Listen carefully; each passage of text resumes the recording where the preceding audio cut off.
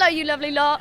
It's day 2 of London's The Place to Be this weekend. We kick-started the carnage yesterday with My Father Die, and today we're looking forward to titles such as The Chamber and White Coffin. So buckle up your seatbelts, horror hounds, and welcome back to FrightFest 2016. Just waiting for a body transplant, I think.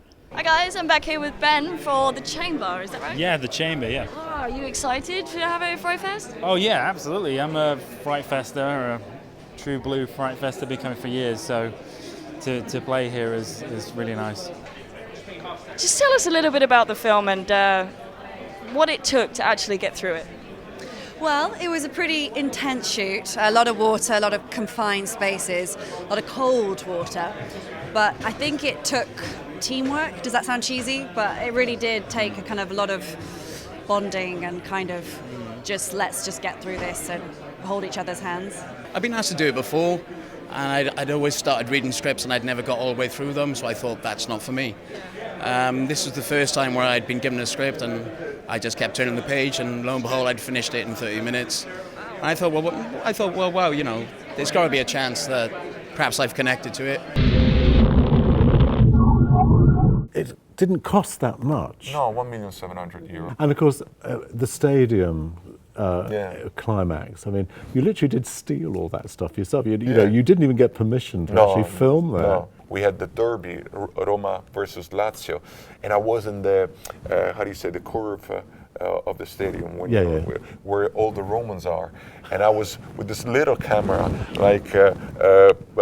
capturing everything, and the guys were there, "How the fuck are you doing that?" And I'm just making photographs, many photographs. It was crazy because they would have knifed me down. I think she's shy. Is it a he or a she? It's a he. It's a he. We have a he. How did you die? Did you run into any problems during the filming? It was super cold shooting the film.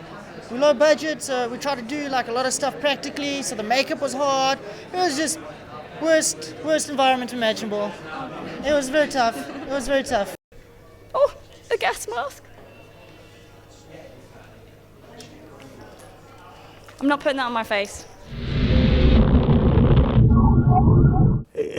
It's such a hard film to talk about, isn't it? Because you don't want to say anything too much, because whatever happens, because if you go in cold watching it, you keep thinking, really?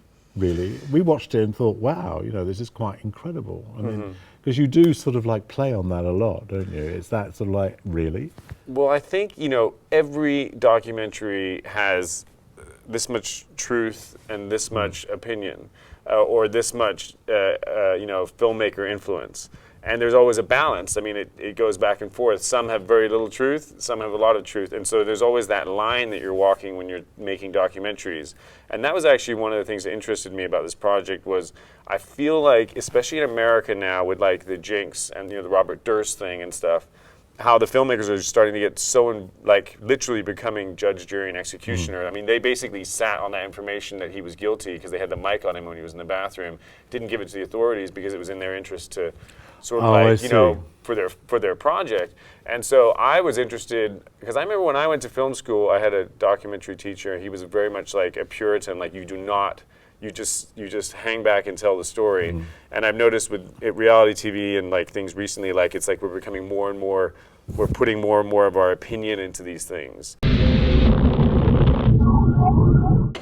Ibiza Undead, so it's from what I can understand, it's a film where some guys go off and they're trying to have some fun. They go to this club and it's almost like a zombie theme park. Is that right?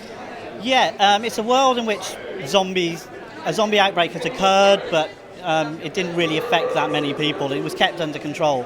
So yeah, these young kids go on a holiday to Ibiza and they go to a club run by Matt King, who's Super Hands from Peep Show. And yeah, he's got zombies as his attraction. So there's zombie pogo dancers and there's a zombie show. I'm about to say a live zombie show, but obviously that's a kind of oxymoron. I'm reticent to simply call it a horror movie because I think there's a lot more going on than that. Carlos and I, the director, had always compared it to Fatal Attraction meets Hard Candy. And tell us about the genesis of Pet, because you were saying it's been quite a long time in gestation. Pet was an MGM movie. Right. That was offered to me in, I think, 2002, maybe 2003, in between seasons 1 and 2 of Lost, which I was going to do, and then a writer's strike hit LA, so no one could work. It reverted back to MGM and just kind of was sat on a shelf in MGM, and I'd always said to my agent, keep an eye on it, because I met Jeremy Slater, who wrote the script, and he had told me that he'd wrote the script, the character for me, which is kind of a line that you hear all the time. Yeah. But then when I met him for lunch, it was real. Yeah.